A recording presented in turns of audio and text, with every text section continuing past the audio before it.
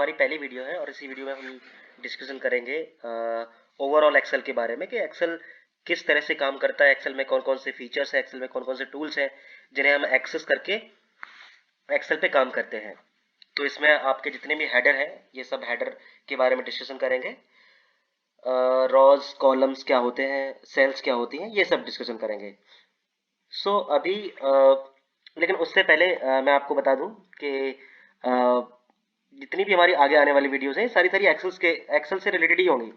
तो आपसे विनती है मेरी कि आप लोग अपने सजेशन दें कमेंट बॉक्स में कि आपको आपको क्या जानना है। बेसिकली आपको क्या जानना है, आपको किस चीज़ में डिफिकल्टीज फेस करनी पड़ती हैं, आपको क्या सीखना है और कौन कौन से टॉपिक्स हैं जिनके बारे में आप जानना चाहते हैं। तो आप मुझे अगर कमेंट बॉक्स में डाल देंगे तो मैं कम से कम वहाँ से निकाल के और उन पे वीडियोस बना पाऊंगा। और एक जो हमारी रेगुलर वीडियो है, वीडियो ट्यूटोरियल के, हम एक्सेल का ओवरऑल जो नॉलेज है वो देंगे, वो हम अपनी आगे आने वाली वीडियोस में देते रहेंगे।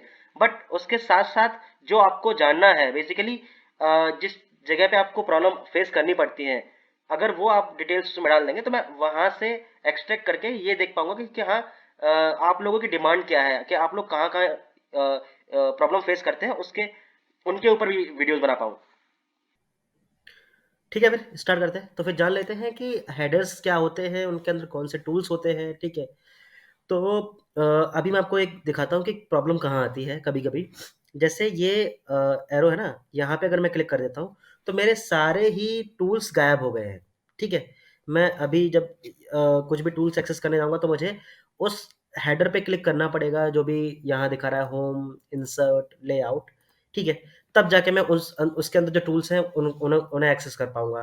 तो सपोज मैं यहाँ पे कुछ लिखता हूँ। ठीक है, अब वो अगर सब मुझे इसे कलर करना है तो मुझे टूल्स पे हेडर पे जाके क्लिक करना पड़ेगा, तब जाके कलर कलर कर पाऊंगा। ठीक है, तो बहुत सारे लोगों को पता नहीं रहता कि कैसे इसे फिर से फ्रीज करना है। ठीक है, तो करना क्या है, यहाँ पे जो पिन बार दिख रहा है ना, यहाँ पे पिन पे क्लिक कर दोगे तो आपके सारे जो टूल्स है वो फ्रीज हो जाएंगे, वो वहाँ पे दिखने लगेंगे। जब भी आप कुछ कोई भी काम करोगे तो वो टूल्स वहाँ के वहीं पे रहेंगे, आप इजीली एक्सेस कर पाओगे। ठीक है, अब अंदर जो जितने भी हेडर हैं उनके अंदर कौन-कौन से टूल्स अवेलेबल हैं उन्हें बताते हैं। तो होम होम के अंदर आपको क्लिपबोर्ड मिल जाता है, क्लिपबोर्ड, फ़ॉन्ट मिल जाता है, अलाइनमेंट मिल जाता है, number, style, cell, editing and analysis. ठीक है, क्लिपबोर्ड में क्या-क्या अवेलेबल है, कॉपी, कट, पेस्ट। ठीक है, फिर फ़ॉन्ट में आप अपने फ़ॉन्ट को कलर कर सकते हैं, फ़ॉन्ट फ़ॉन्ट चेंज कर सकते हैं। ठीक है, जिस भी फ़ॉन्ट जिस जिस तरह का भी फ़ॉन्ट चाहिए आपको, वो फ़ॉन्ट के अकॉर्डिंग चेंज कर सकते हैं। ठीक है, फ़ॉन्ट को बड़ा-छोटा कर सकते हैं इज़िली। ठीक है, फिर अलाइनमेंट में वही हो जाता है। अलाइनमेंट में आपको जैसे ये है, इसे बीच में करना है यहाँ पे, ये आपका बीच में आ गया। ठीक है, राइट में करना है, राइट में आ गया, लेफ्ट में करना है, लेफ्ट में आ गया। ये फिर मर्ज और रैप टेक्स्ट आ गया, ये भी आगे हम बताएँगे। फिर उसके बाद यहाँ पे आप देखेंगे जर्नल, सॉरी, नंबर्स। नंबर्स में जर्नल है, करेंसी है, text, short, date, custom. Custom बहुत इंपॉर्टेंट है। जब धीरे-धीरे जब हम आगे बताएँगे तो धीरे-धीरे उनका काम पड़ेगा, वो आपको पता लगेगा किस तरह से यूज़ करते हैं। स्टाइल में कंडीशनल फॉर्मेटिंग आ गई, ये बहुत इंपॉर्टेंट टूल है। ठीक है, फिर सेल्स में आपका इंसर्ट, डिलीट डिलीट करना है, अगर ये यहाँ पे, ठीक है, तो डिलीट कर सकते हैं यहाँ से। ठीक है, इंसर्ट करना है एक और तो इंसर्ट कर सकते हैं। फिर एडिटिंग में आपका जहाँ पे आ जाता है फ़िल्टर, आ जाता है, फ़िल्टर लगाना होता है। तो जब भी हम किसी फ़ाइल पे काम करेंगे तब हम आपको बताएँ कि फ़िल्टर कैसे यूज़ करते हैं। इंसर्ट इंसर्ट में पिवट टेबल, ये बहुत इंपॉर्टेंट टूल है। जब भी आप ऑफ़िशियल वर्क में जाते हैं तो ये टूल आपको आना मैंडेटरी है। इस टूल को आपको आना ही चाहिए। ठीक है, उसमें और भी बहुत सारे टूल्स अवेलेबल हैं, जैसे रिकमेंडेड चार्ट। ठीक है, चार्ट वाला सेक्शन पूरा बहुत इंपॉर्टेंट है। देन पेज लेआउट में जब प्रिंट करते हैं, कुछ भी लिखते हैं, इनवॉइस प्रिंट करते हैं, सपोज़ आपने इस पे इनवॉइस बनाई है, आपको प्रिंट करना है। ठीक है, तो प्रिंट के लिए अलाइनमेंट ज़रूरत होती है, तो वो सारा मिल जाता है। यहाँ पोर्ट्रेट, लैंडस्केप मिल जाता है। ठीक है, फ़ॉर्मूला में जब हम फ़ॉर्मूला यूज़ करेंगे तो ये सारे फ़ॉर्मूला इनबिल्ट फ़ॉर्मूला है यहाँ पे। डेटा में डेटा के अंदर आपको जैसे गेट डेटा फ्रॉम वेब, ये सब यहाँ पे मिल जाता है। ये भी बहुत आप अपने काम को ईज़ी बनाने का तरीका है यहाँ पे सारा। जैसे टेक्स्ट टू कॉलम है ना, ये भी बहुत इंपॉर्टेंट है। जब भी आप अपना काम करते हैं तो कितने फास्ट तरीके से करते हैं। जब तक आपको इन सारे टूल्स की नॉलेज नहीं होगी तो आप अपने काम को आप फास्ट नहीं कर पाओगे। वहीं व्यू का ऑप्शन है, व्यू में आपका फ्रीज वाला ऑप्शन मिल जाता है, ठीक है। तो ये सारे टूल हैं जिन्हें हम रेगुलर बेसिस पे यूज करते हैं।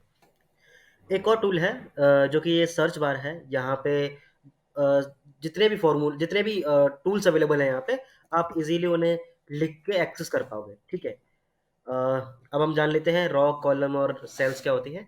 ये जो है ए बी सी डी और जितने भी आगे तक है, ये सारे आपके कॉलम्स हैं, ठीक है। 1 2 3 4 5 6 7 8 जितने भी नीचे जा रहे हैं, ये सारे आपके रॉज हैं, ठीक है। ये कॉलम्स हैं, ये रॉज हैं।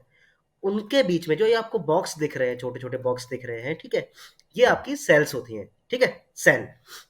अब आपको जैसे हम सभी का नाम होता है, ठीक है, वैसे ही इन रॉ, कॉलम, सेल सभी के नाम होते हैं। जैसे A B C D E F G H, ये इनके नाम हैं, ठीक है। अगर किसी को बताना है कि आप कौन सी कॉलम में हो, ठीक है, तो आपको बताना पड़ेगा एफ कॉलम में है या फिर जी कॉलम में है, ठीक है। किसी ने पूछा आप किस रॉ में हो, तो आप बताओगे 4 रॉ में है, 6 रॉ में है, जो भी रॉ है, ठीक है। वैसे ही जो सेल है, ठीक है, सेल के भी नाम है, पर्टिकुलर नाम है। जैसे इस सेल का नाम है F6, यहाँ पे आपको दिख रहा है F6। वैसे ही G6, H6, ये जितनी भी सेल हैं सभी के पर्टिकुलर नाम है, ठीक है।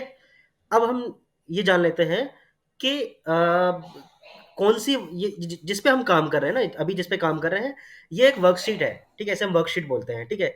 ऐसे ही आप मल्टीपल वर्कशीट्स ओपन कर सकते हैं, कर सकते हैं, जैसे ये 2 3 4 5 6, ठीक है। आप मल्टीपल, क्योंकि मैंने पहले भी इसमें बनाए रखी थी ना 1 से 4 तक, सो इस वजह से ये अगला नंबर 5 6 से उठा रहा है, ठीक है।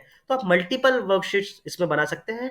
आप हो सकता है आप यहाँ पे अपना कोई और दूसरा डेटा रखा हुआ आपने, इस वाले में अपना कोई दूसरा और डेटा रख लीजिए, ठीक है। एक और प्रॉब्लम जो हम सब लोग फेस करते हैं कि कभी कभी होता क्या है कि आपका जो कर्सर है ना, वो एक जगह लॉक हो जाता है। अगर कर्सर का मतलब है जो ये बॉक्स दिख रहा है ना, जहाँ पे हमने क्लिक करके रखा हुआ है, ये एक जगह लॉक हो गया है।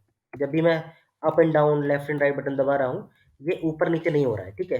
हाँ, जब आप कर्सर से जाके इधर उधर क्लिक करोगे, तो ये जाके आपका वहीं पे पहुंच जाएगा। और जब आप left right up and down करोगे तो वो मूव नहीं होगा।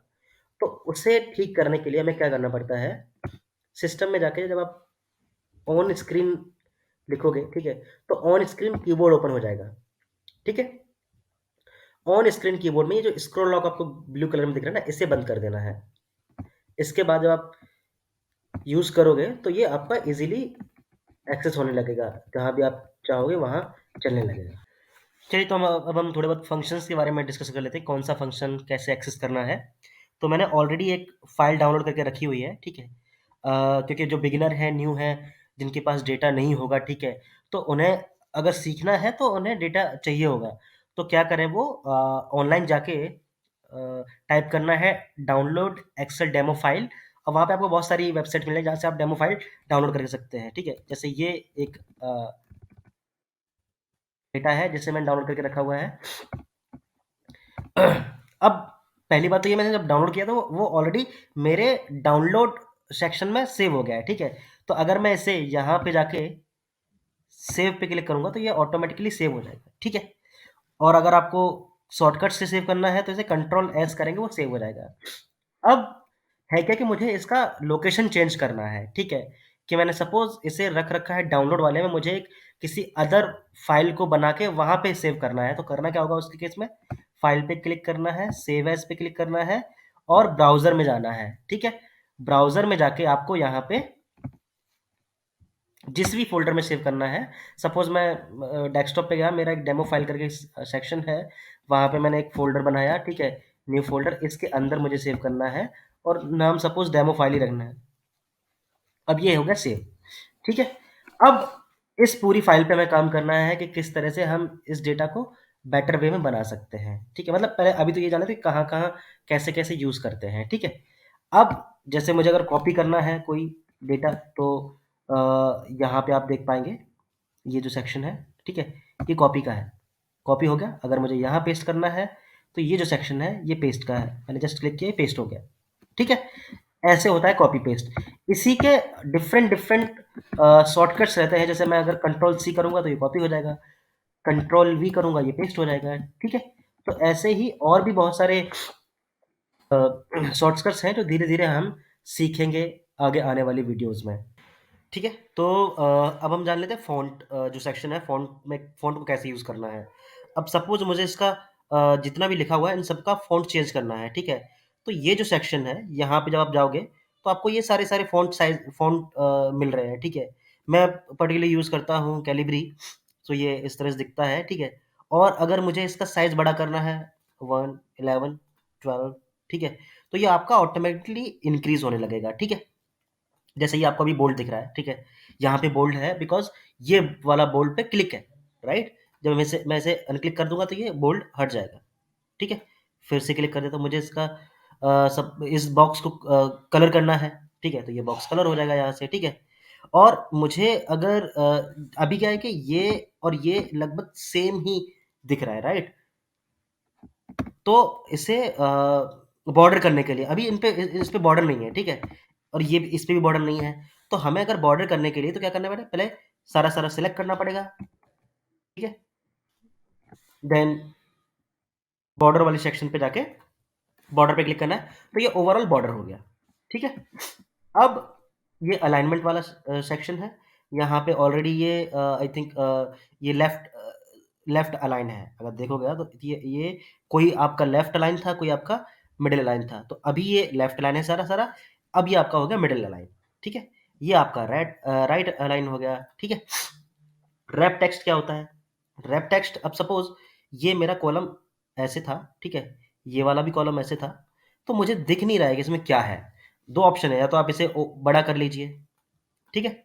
या फिर अ, 1 मिनट, या फिर इन इस पे क्लिक करके ना आप रैप टेक्स्ट करिए तो ये ओपन हो जाएगा पूरा का पूरा, 2 लाइन में आ जाएगा, ठीक है?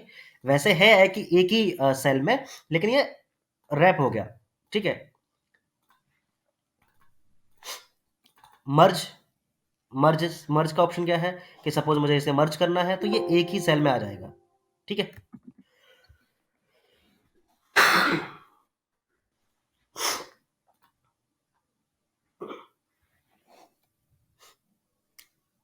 अब हम जान लेते हैं नंबर्स वाला जो सेक्शन है, इसमें जर्नल, नंबर्स, करेंसी ये सारा-सारा है, ठीक है? अब अभी तो हम इसमें आई थिंक यूज़ करने लायक कुछ ऐसा है नहीं, अगर होता तो मैं आपको यूज़ करके दिखाता, ठीक है? कंडीशनल फॉर्मेटिंग ये है, सपोज़ मुझे इसमें डुप्लीकेट देखना है कि कोई वैल्यू डुप्लीकेट तो नहीं है। तो जब मैं डुप्लीकेसी का इसमें रूल लगाऊँगा, तो ऑटोमैटिकली दिखा देगा कि ये सारी डुप्लीकेट है, मतलब कहीं न कहीं कोई न कोई डुप्लीकेट है। अब जैसे आपको दिख रहा है ना कि ये सारा रेड हो गया, ठीक है? आप बोल रहे हो कैसे डुप्लीकेट है, ठीक है? तो मैं इसमें इसे कॉपी करके, ठीक है? अभी हम इसमें लगाएँगे फ़िल्टर। फ़िल्टर मैंने कहाँ बताया था? ये आपका फ़िल्टर, ठीक है? ये फ़िल्टर हो गया। अब मैं इसे अगर ओपन करके डुप्लीकेसी देखूँगा, तो ये सारे-सारे आपकी डुप्लीकेट वैल्यूज़ हैं। मतलब एक से ज़्यादा बार वैल्यू आ रही है, ठीक है? तो डुप्लीकेट वैल्यू हो गई, ठीक है? अब इसमें आपका इंसर्ट सेक्शन है, ये बाद में डिस्कशन करेंगे। आई थिंक एक और सेक्शन डिस्कशन कर सकते हैं, व्यू वाला, ठीक है? जिसे हमने बोला था फ्रीज़ वाला। अब जब मैं यहाँ पे जाके फ्रीज़ करता हूँ, ठीक है? जैसे मैंने ये फ्रीज़ कर दिया है, ठीक है? तो जिस भी रॉ को पकड़ के आप फ्रीज़ करोगे, ठीक है? उस वही रॉ आपकी फ्रीज़ हो जाएगी। अब जैसे मैं अगर नीचे जा रहा हूँ, तो ये मेरी ऊपर वाली रॉ फ्रीज़ है। इज़िली मैं देख पा रहा हूँ कि हाँ, कौन-सा क्या लिखा हुआ था, वहाँ कंट्री है, ऐज है, डेट है, आईडी है, ये सारा का सारा ऑप्शन देख पा रहा हूँ, ठीक है? वही अगर मेरा ये फ्रीज़ ना होता, मैं अभी अनफ्रीज़ कर देता हूँ, तो मैं अगर नीचे जा रहा हूँ, तो ये मुझे ये नहीं पता कि ऊपर लिखा क्या है, हेडर में क्या लिखा हुआ है, ठीक है? तो ये फ्रीज़ है, यहाँ से हम फ्रीज़ करते हैं, ठीक है? आज की वीडियो में इतना ही। आशा करता हूँ कि मैं आपको ठीक से समझा पाया होऊँगा, ठीक है? अ, नेक्स्ट आगे आने वाली वीडियोज़ में और डिस्कशन करेंगे कैसे फ़ॉर्मूला लगाना है, कहाँ फ़ॉर्मूला लगाना है, ठीक है? ये सारे-सारे पे डिस्कशन करेंगे। सो तब तक के लिए हमारे चैनल को सब्सक्राइब कर लीजिए। कमेंट ज़रूर कीजिए कि आपको कौन-सा पार्ट अच्छा लगा, ठीक है? कहाँ आप और बेटर जानना चाहते हैं, कमेंट कीजिए। वीडियो अगर अच्छी लगी हो तो लाइक कीजिए, ठीक है? और इस चैनल को सब्सक्राइब कीजिए जिससे कि और भी लोग हैं जिन्हें एक्सेल के बारे में जानना है, वो भी सीख सकें। और जितने भी मैंने शॉर्टकट्स आपको बताए हैं और जो मैं बताना भूल गया, ठीक है? भूल गया मतलब बताना चाहता था, वो सारे-सारे शॉर्टकट्स मैं आपको डिस्क्रिप्शन में डाल दूँगा, ठीक है? वहाँ से आप ले सकते हैं डिस्क्रिप्शन से कि कौन-कौन से शॉर्टकट्स होते हैं, कहाँ से यूज़ कर सकते हैं। सो तब तक के लिए थैंक यू।